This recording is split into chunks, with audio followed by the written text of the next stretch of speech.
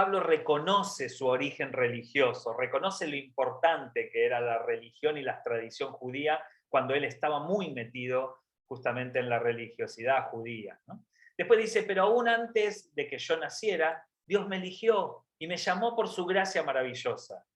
Luego le agradó revelarme a su Hijo para que yo proclamara a los gentiles la buena noticia acerca de Jesús. Empieza Pablo a ordenarse, ¿no? A ordenar en su discurso de que si él también defendió hasta el punto máximo de matar gente, las tradiciones judías, del celo por las tradiciones judías, pero después tuvo un encuentro con el Señor y se dio cuenta que había que correr eso. Eso es lo que va a decir Pablo, ¿no? Es decir, Pablo confirma la autoridad para predicar a los gentiles específicamente. Cuando esto sucedió, no me apresuré a consultar con ningún ser humano.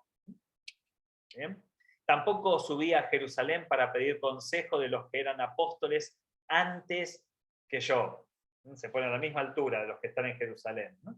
En cambio, me fui a la región de Arabia y después regresé a la ciudad de Damasco, ¿no? Es decir, Pablo nos aclara que no es ningún improvisado, que tienen claro su llamado, que se tomó un tiempo, viste Fer, como decía recién Fer, ¿no? A veces necesitamos, como Pablo, alejarnos y repensar todo, ¿no? Entonces, ¿qué era lo que yo pensaba? ¿Qué era lo que yo vivía? ¿Por qué hice las cosas que hice? ¿No? ¿Por qué estuve tan agobiada? ¿Por qué juzgué a los otros de esa manera? ¿Por qué metí cargas en los demás que no tenía que haber metido? ¿Por qué defendí peleas teológicas hasta el punto de enemistarnos y olvidándome de la esencia, del corazón, ¿no? Por eso Pablo se descontamina, toma un tiempo de descontaminación, ¿no? Luego 3 años más, estuvo 3 años descontaminándose Fer, ¿eh? Esperen que veo que alguien quería entrar, ¿eh? Entonces dice, luego de 3 años más tarde fui a Jerusalén para conocer a Pedro. 3 años se tomó para descontaminarse y me quedé 15 días con él. Es increíble, ¿no? Porque pasaron como, no sé, 18, 20 años de esto y él todavía se acuerda la cantidad de días. El único otro apóstol que conocí en esos días fue Santiago, el hermano del Señor. Declaro delante de Dios que no es mentira lo que escribo. Y menciona esto porque después va a hablar de esto, ¿no? Pablo tenía autoridad para hacer lo que hacía. Después de esa visita me dirigí al norte, a las provincias de Siria y Cilicia, y aún así las iglesias de Cristo que están en Judea todavía no me conocían personalmente, ¿no? Ahí se entiende que los apóstoles se quedan en Jerusalén y predican en Jerusalén, Judea, porque era lo que Jesús había dicho, primero Jerusalén, después Judea, después Samaria y lo último de la tierra, ¿no? Pablo se fue a lo último de la tierra, se fue a los gentiles, saltando, ¿no? Como la autoridad del orden que supuestamente Jesús había establecido, orden que no era así, ¿no? Es decir, Jesús habla sobre las distintas regiones como la misión era para todos, ese era el objetivo. Esto lo toman literal, entonces se quedaron solamente en Jerusalén y Pablo se va a los gentiles. Todo lo que sabían de mí era lo que la gente decía, el que antes nos perseguía ahora predica la misma fe que trataba de destruir, y alababan a Dios por causa de mí. Pablo se hace conocido entre los gentiles, empieza a crecer su ministerio. Luego, 14 años más tarde, regresé a Jerusalén. Esta vez con Bernabé y Tito, que también vino. Fui a Jerusalén porque Dios me reveló que debía hacerlo. Durante mi tiempo allí me reuní en privado con los que eran reconocidos como los dirigentes de la iglesia, Pablo, Santiago, Juan, ¿no? Y les presenté el mensaje que predico a los gentiles. Quería asegurarme de que estábamos de acuerdo porque temía que todos mis esfuerzos hubieran sido inútiles y que estaba corriendo la carrera en vano, ¿no? Miren, Pablo, de la humildad también de ajustarse, de permitir ser evaluado, podríamos decir, por él mismo darse cuenta si estaba haciendo lo correcto, pero también que los que habían estado con Jesús esos 3 años y medio pudieran conocerlo más profundamente. Sin embargo, ellos me respaldaron. Por eso acá Pablo podría, si spoileamos la carta de Gálatas, y si ustedes me respaldaron, me conocieron, yo fui, me presenté, les expliqué lo que estaba haciendo, me dijeron que sí, ¿por qué ahora vienen a hacer lo que hicieron en Galacia? ¿No? Podríamos spoilear. Sin embargo, ellos me respaldaron y ni siquiera exigieron que mi compañero Tito se circuncidara. Interesante esto. A pesar de que era griego. En aquel momento no le pidieron a Tito circuncidarse. ¿Por qué vinieron ahora y hacen que toda la iglesia se transforme en a la tradición judía, ¿no? Es decir, Pablo busca el consenso entre los apóstoles. Y acá arrancamos entonces a lo de hoy, ¿sí? Arrancamos a lo que teníamos para conversar, ¿no? Los líderes de la iglesia no tenían nada que agregar a lo que yo predicaba, dice. Dicho sea de paso, su fama de grandes líderes a mí no me afectó para nada, porque Dios no tiene favoritos.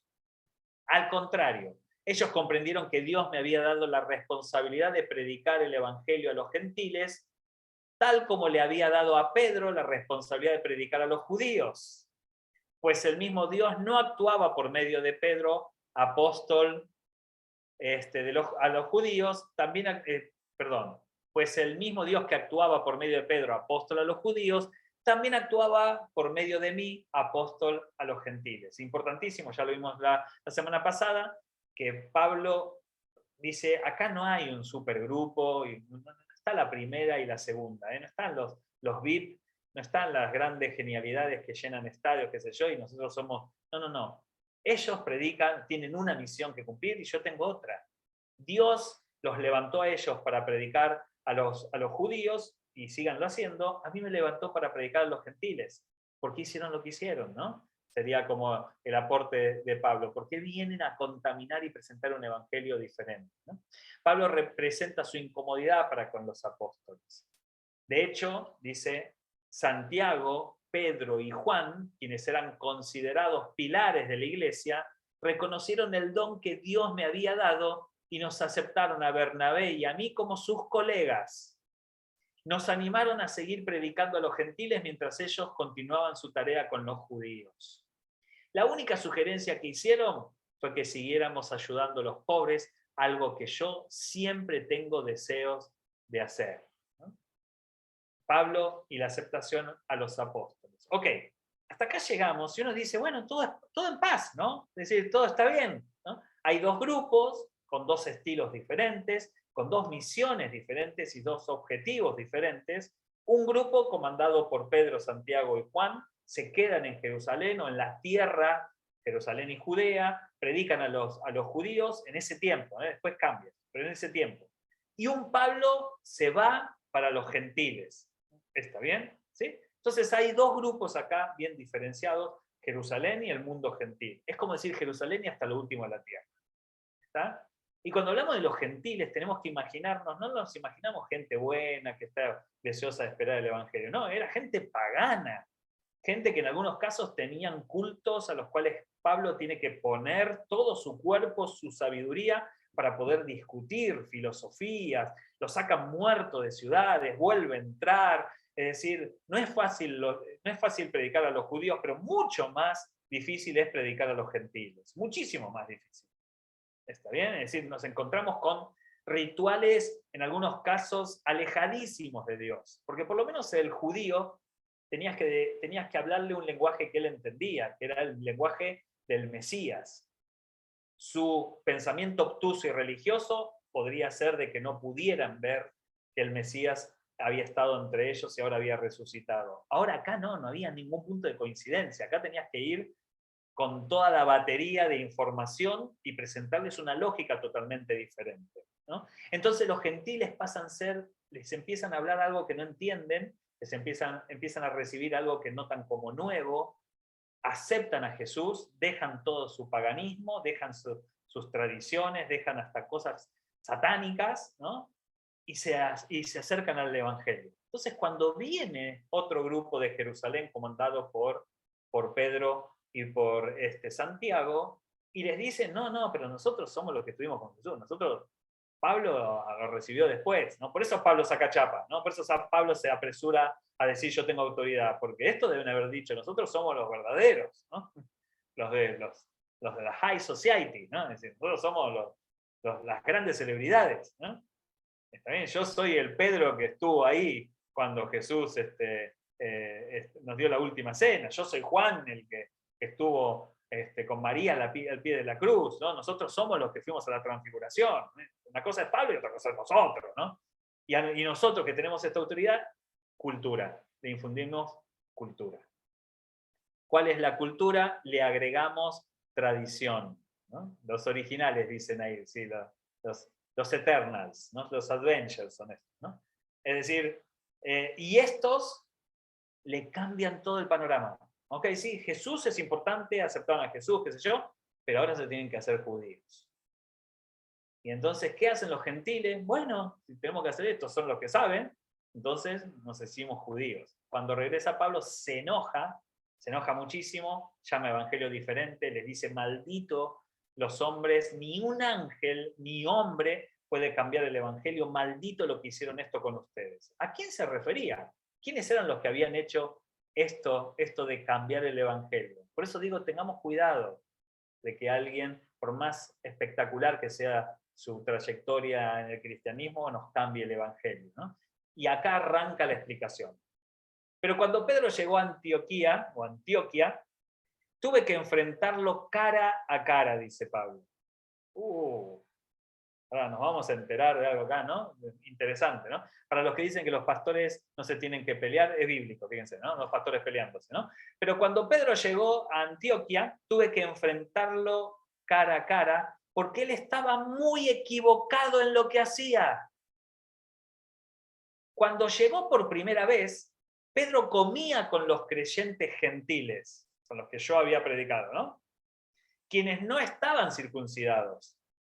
Pero después, cuando llegaron algunos amigos de Santiago, Pedro no quiso comer más con esos gentiles.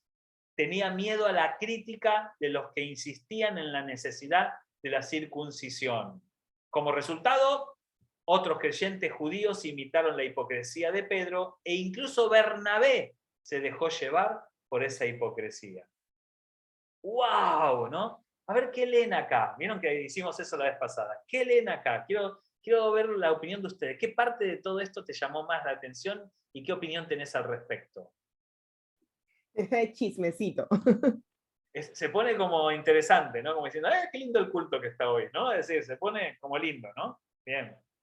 ¿Qué parte te llama la atención? ¿No? Ya hemos hecho un recuento de lo que era la introducción a Gálatas. Acá ya empezamos a entender lo que sucedió, ¿no? ¿Qué creen? La forma en que confrontó a Pedro cara a cara. Parece que Pablo tenía su temperamento, ¿no? Sin intermediar. Fue directamente, claro, imagínense que lo que Pablo tenía que discutir era la hipocresía, y no iba a ser hipócrita él discutiendo la hipocresía, él fue entonces directamente contra Pedro, ¿no? Y lo encaró directamente. ¿Qué más? A mí me llamó la atención, Adrián, esa parte que dice que Pedro estaba comiendo con los gentiles que no se habían circuncidado, pero que después llega a Santiago y como que cambió completamente y como que pasó a ser otra persona. Como que también para mí como que quería seguir demostrando quién era. Sí, como seguir demostrando autoridad, creo yo. No sé si tiene que ver con eso. A ver, alguien que opine, ¿qué creen? ¿Por qué Pedro hace este acto de hipocresía? Se sienta a la mesa a comer con los gentiles, cuando llegan sus amigos judíos, se levantan diciendo, qué asco los gentiles, ¿no? Es decir, ¿no? Que se hace algo así. ¿Por qué? Yo creo que Pedro se sintió en la misma situación cuando tuvo que negar a Jesús, cuando negó si lo conocía Jesús. Era vulnerable en esa firmeza, en esa convicción. Yo tengo una prédica que tiene que ver con el reino de los cielos, es un proceso, desde la semilla de mostaza hacia el árbol, es un proceso, y me baso en Pedro, ¿no? Que uno cree que la traición de Pedro, de negar al maestro, está resuelta en la famosa caminata donde Jesús le pregunta a Pedro, ¿me amas? ¿Se acuerdan? ¿Sí? 3 veces. Y Pedro termina diciendo, Señor, vos lo sabés todo, vos sabés que yo te amo, y hay un encuentro después de la negación de Pedro con el maestro. Uno cree que ahí Pedro pasó a hacer otra cosa, entonces de ahí saltamos a Pentecostés, Pedro predicando ahí en la puerta de la Hermosa y muchos convirtiéndose, y creemos que entonces Pedro tenía una debilidad que tenía que ver con que sentía presión de los demás y que la solucionó en ese momento, ¿no? Y no, nos damos cuenta que casi 20 años después, ¿no?, Pedro sigue teniendo la misma debilidad. A Pedro tenía una debilidad y era que le interesaba mucho cómo quedaba frente a la opinión de los demás. Por temor al juicio, al castigo, niega a Jesús. Por temor al rechazo, a que lo critiquen, niega su propia convicción, acá en el libro de Gálatas. Fíjense que Pedro no tenía una debilidad que lo acompañó durante toda su vida, seguramente. ¿Qué significa esto?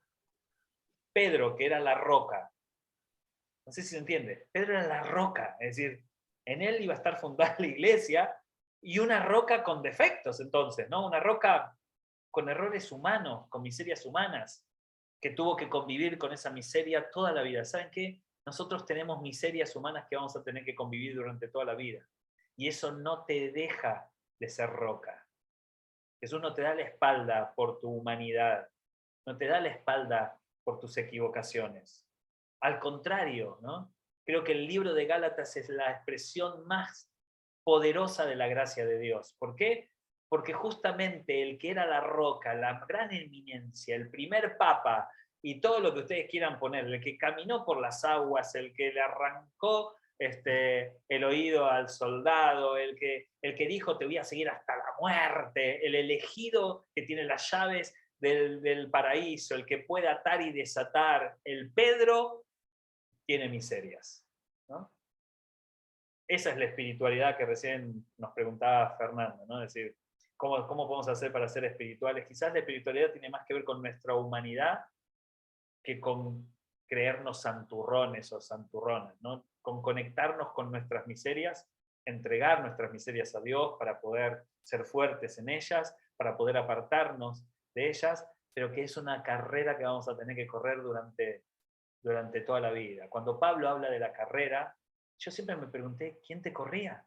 No, es decir, cuando él dice, corrí la carrera, yo digo, ¿quién te corría? Es decir, ¿quién te obligó a correr? De última podías haber ido caminando, ser un peregrino a pie, caminando. ¿Para qué tanto correr? Claro, a veces nosotros debemos correr, ¿no? Como un esfuerzo, como llenándonos de energía, de vitalidad, ¿no?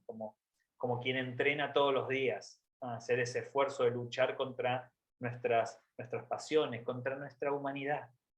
¿Está bien? ¿No? Por eso me parece hermosísimo esta pelea entre nada más y nada menos que dos pesos pesados, Pablo y Pedro, ¿no? ¿Qué creen? Quiero escucharlos. Hola a todos, tenía varias semanitas sin hablar. ¿Cómo estás, Fer?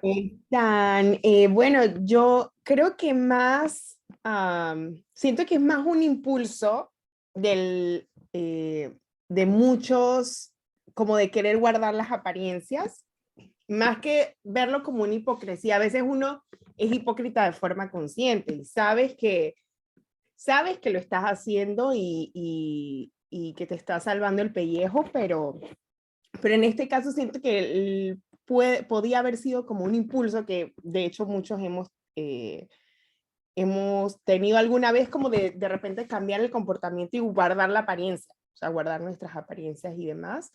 Pero esto siempre me enseña que no es bueno poner a nadie en un pedestal. Tenga la posición que tenga o que crea que tenga. Y eso también es en beneficio, tanto nuestra como de las demás personas, porque así, no sé, les das como el beneficio de la duda, digamos, como el beneficio a estar equivocado, pues, ese derecho, y yo creo que es algo que pues algo que es bonito de aprovechar, ¿no? Entonces, y más que ver, no lo sé, la verdad, no conocí a Pedro personalmente, pero quizás más que una hipocresía que de lo que estaba consciente, era un impulso que muchos hemos sentido de repente de forma inconsciente, que es algo muy del instinto humano de estar con tu tribu, pues, como con tu... de guardar las apariencias ante tu gente y ser aceptado. Bueno, mencionábamos hipocresía porque Pablo lo llama hipócrita, ¿no? Viste que en el verso 13 al final Sí, dice sí, me refiero a lo que dice Pablo, ¿no? imitaron la hipocresía de Pedro, ¿no? Como si lo que a Pablo le molesta no es tanto, no es tanto que Pedro tenga esa debilidad de sentirse presionado por las demás. Lo que le molesta es que él hizo circuncidar a otros. Si Pedro hubiese sido honesto con lo que él creía, tendría que haber circuncidado a Tito. ¿Está bien? ¿Sí? Tendría que haber circuncidado a muchos antes.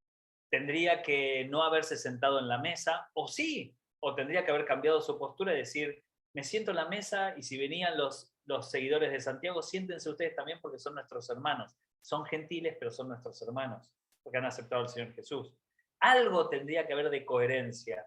Y ¿saben qué? Lo que más molesta a Pablo no es el error de Pedro sobre sí mismo, sino que el error de Pedro sobre sí mismo haya sido un ejemplo para los demás.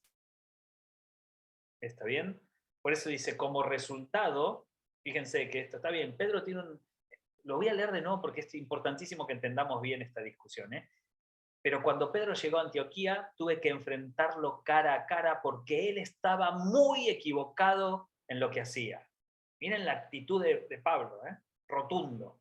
Y dice que Pedro se equivocó.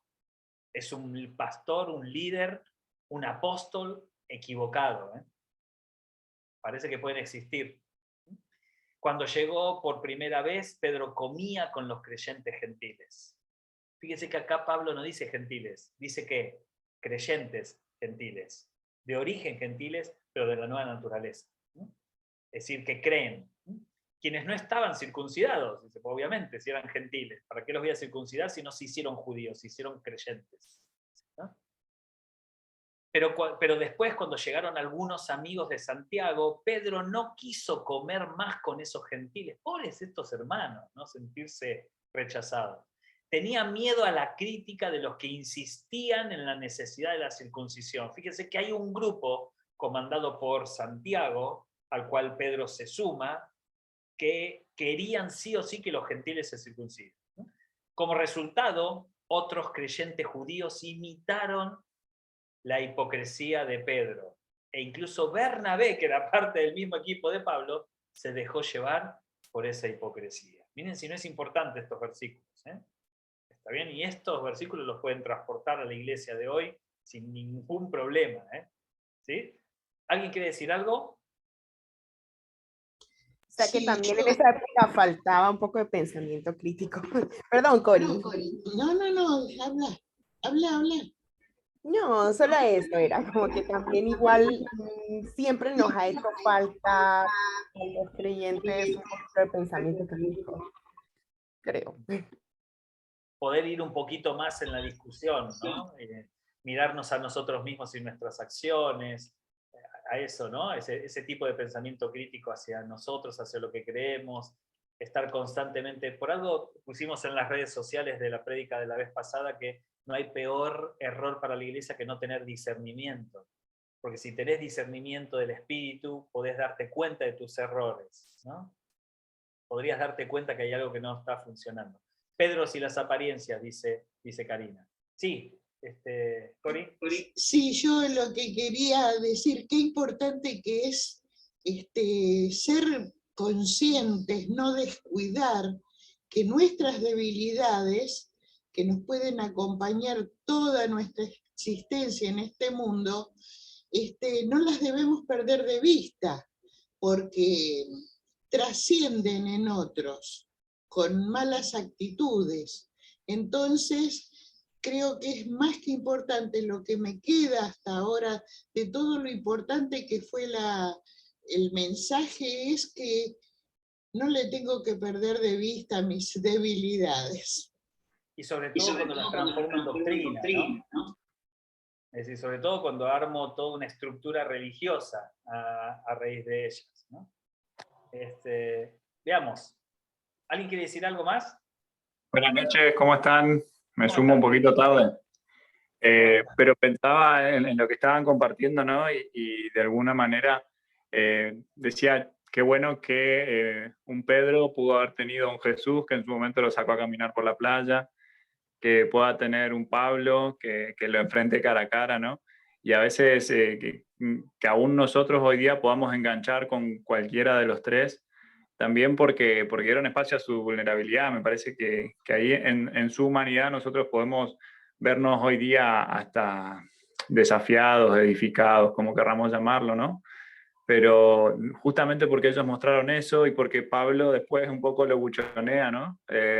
Frente al resto, y podemos enganchar desde ahí, si no, quedarían como personajes tan pontífices, ¿no? Tan allá elevadísimos, que no tendríamos manera de poder sentirlos tan cercanos. Y me parece que con lo que estás contando de su humanidad, de alguna manera de sus debilidades y de sus dificultades, también cada uno de nosotros podemos pensar, ¿no? A ver, ¿cuándo necesito un Pablo que me confronte cara a cara? ¿Cuándo necesito un Jesús que me saque a caminar? ¿Cuándo necesito algún otro que también me ayude a pensar en lo que estoy haciendo, a pesar de que sea, como decía antes ahí, ¿no? Eran pilares de la iglesia, o sea, a pesar de que sea tan importante en el espacio en el cual él estaba, ¿no? Qué necesario es esos otros, que a veces no son amigos, porque yo no creo que Pablo haya sido muy amigo de Pedro, pero que tenía esta facilidad también de confrontarlo. Y es interesante lo que decís, porque es como, qué terrible hubiese sido de que Pedro haya sido intachable, ¿eh? O Pablo haya sido intachable. Qué terrible hubiese sido para nosotros, ¿no?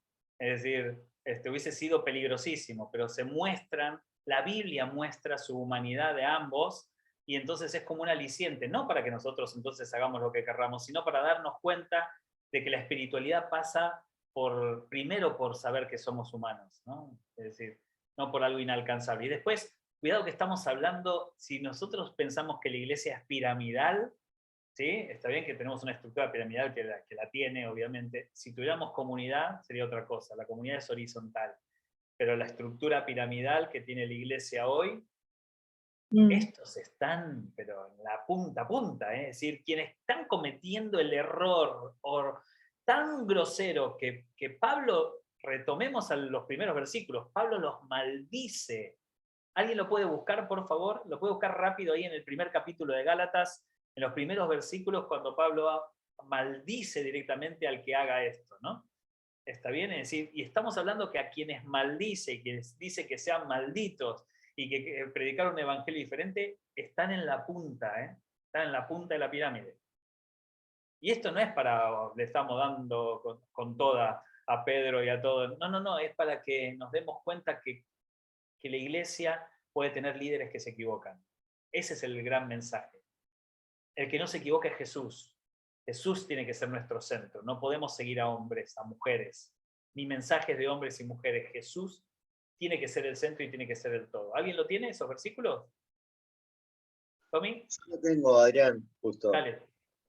Sería el capítulo 1, 9, que dice, como ya lo hemos dicho, ahora lo repito, si alguien les anda predicando un evangelio distinto del que recibieron, que caiga bajo maldición. Ok. ¿Quiénes eran los que le habían venido a predicar un evangelio diferente? La élite. La élite, increíble. Estamos hablando acá, Pedro. Sí, increíble. Ahora, si para alguien, mira, para vos, Tommy, y para todos nosotros, si para alguien le quedó dudas, vamos al verso 14.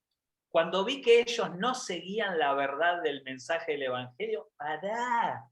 Le está diciendo Pablo de que Pedro y Jacobo o Santiago no seguían la verdad del evangelio, ¿eh?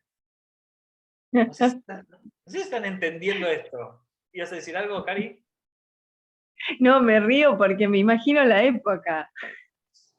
Eso es un caos, un caos. Claro. Aparte, yo me imagino si yo era un recién convertido gentil de Gálatas, yo miraría esto como diciendo, estos no se ponen de acuerdo ni entre ellos, ¿no?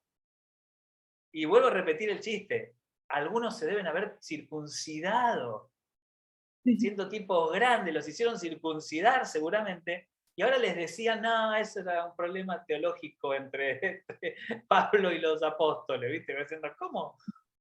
¿Para qué hicimos todo lo que estábamos haciendo? Con una convicción, y cuidado porque la cultura no se ve, pero se vive.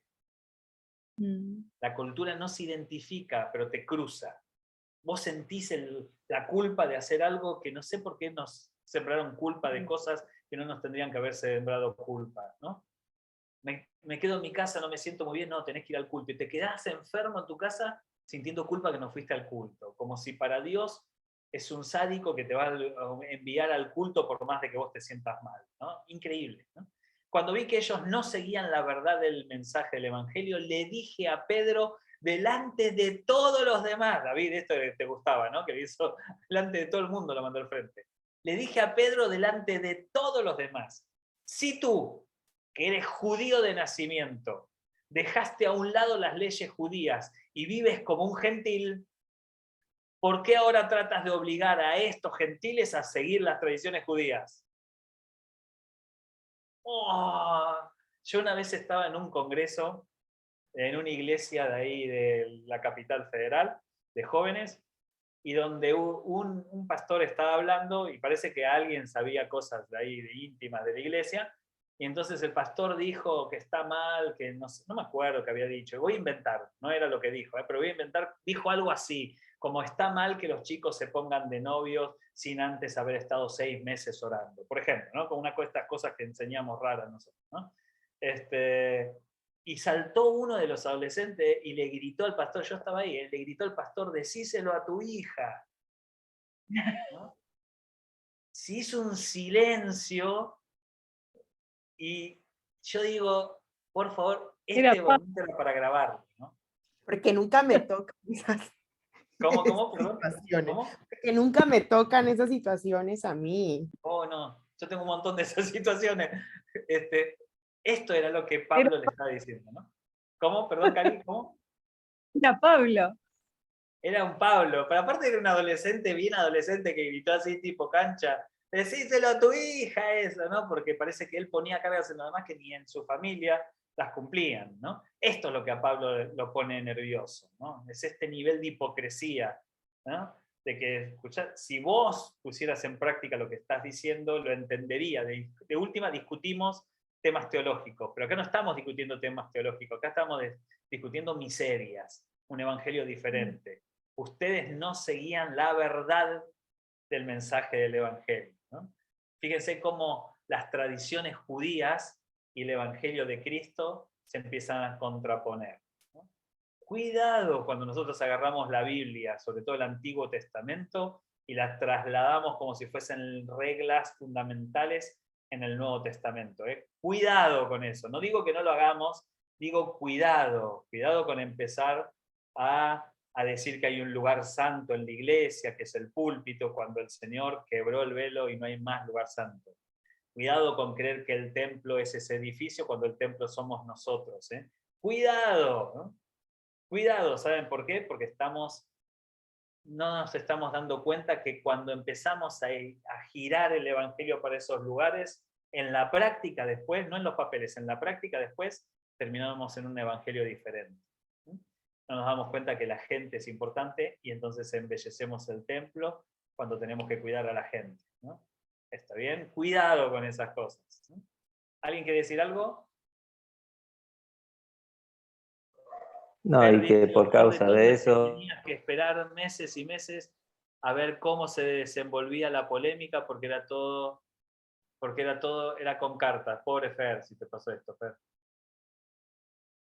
Sí, alguien quería hablar. No, que quería agregar que por causa de eso también descuidamos la familia y destruimos la familia. Y ahí es donde se pierde todo, ¿no? No nos enfocamos en algo que nos dicen y descuidamos lo otro, lo esencial. Y lo que Dios te dio para que lo cuides. Entonces, después te das cuenta cuando viene el golpe fuerte que hiciste mal las cosas. Y ahí es donde empezás a buscar preguntas, ¿no? También hablaba de la vulnerabilidad. Eso también a nosotros, o sea, nuestras miserias nos lleva a estar cerca de Cristo, porque son cosas que quizás que nosotros no podemos resolverlo, pero estando cerca de Él lo podemos contener, más que nada, ¿no? Por eso a Pablo nunca le fue quitado el aguijón, ¿no? Uy, yo tengo una idea con respecto al aguijón, pero no lo puedo decir públicamente, ¿no?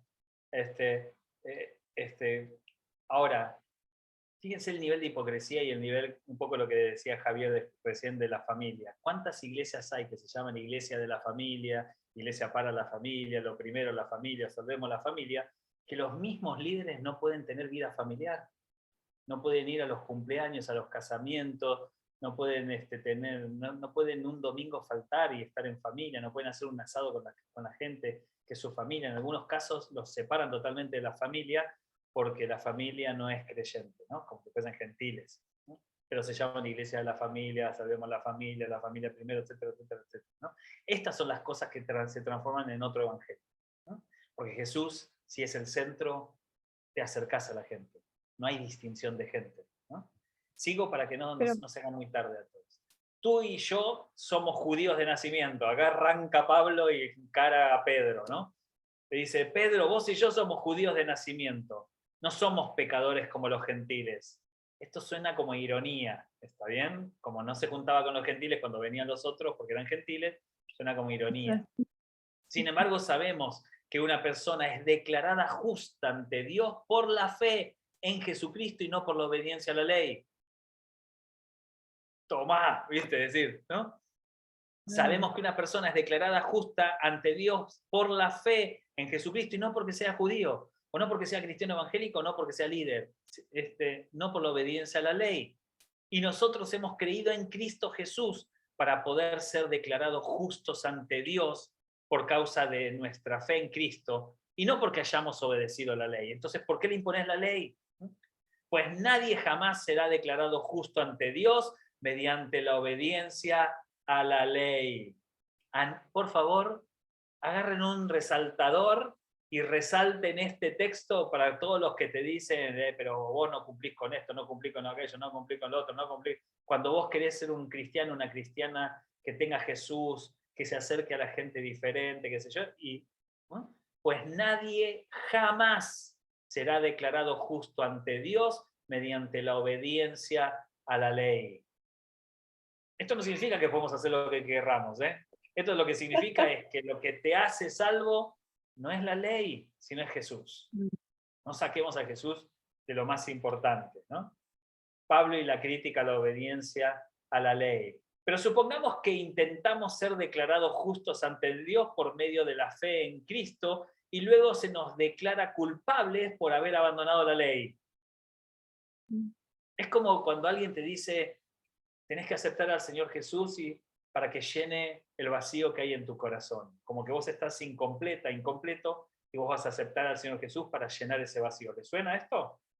Sí, ¿no? Sí. Creo que todos fuimos predicados de la misma manera. Cuando el Señor lo aceptás, a partir de ese momento te dicen, te falta un montón de cosas. No tenés el Espíritu Santo, no tenés dones, no tenés experiencia, no tenés células, no tenés ministerio, no tenés... Vos decís, che, ¿no era que me iba a llenar el vacío? Bueno, esto es lo que está diciendo Pablo. Pero supongamos que intentamos ser declarados justos ante Dios por medio de la fe en Cristo. Yo acepto al Señor Jesús y soy salvo. Y luego se nos declara culpables por haber abandonado la ley.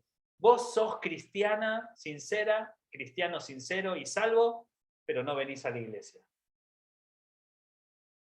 No venís al culto. Entonces, hermano, te vas al infierno. Pero ¿no era que yo tenía que aceptar al Señor Jesús para ser salvo? Pero tenés que cumplir con la ley también.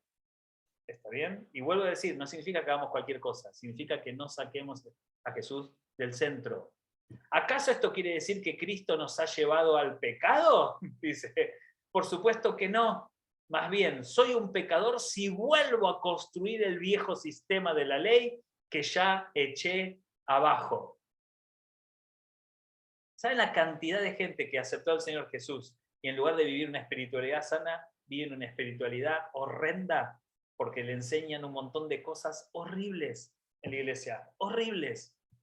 A mirar a la gente con una mirada de desprecio, a mirarse entre hermanos en competencia, a estar diciendo nosotros no juzgamos, pero viste lo que hizo fulanito. Es decir, horrible. Y esto es Biblia, no lo estoy inventando yo.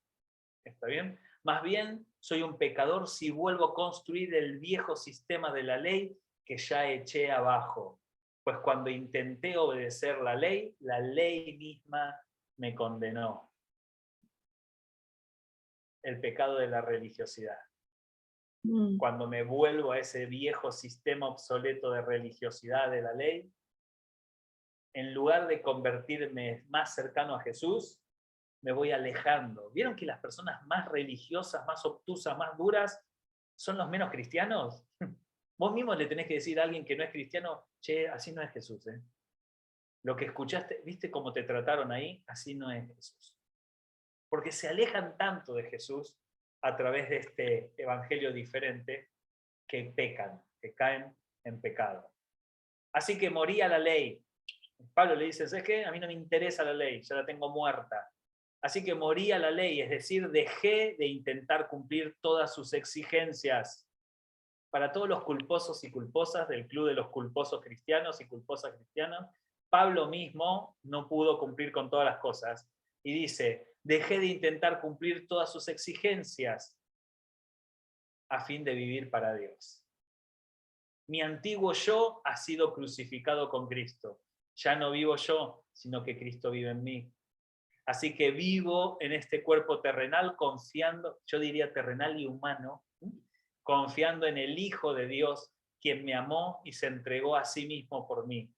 Yo no tomo la gracia de Dios como algo sin sentido, pues si cumplir la ley pudiera hacernos justos ante Dios, entonces no habría sido necesario que Cristo muriera. La cruz destruye la religiosidad. Paramos acá y la dejamos así picando, ¿no? Excelente lo de Pablo. ¿Cómo sería buenísimo que nosotros pudiéramos pensar estos últimos 30 versículos que hemos leído? Si nosotros pudiéramos analizar con discernimiento el Espíritu, ¿cuántas cosas tendríamos que decirle, Señor, perdón por las cargas que yo le pongo a la gente? Tenés razón, la gente no es mía, y la llené de cultura que es una religiosidad barata, una religiosidad sin sentido, ¿no?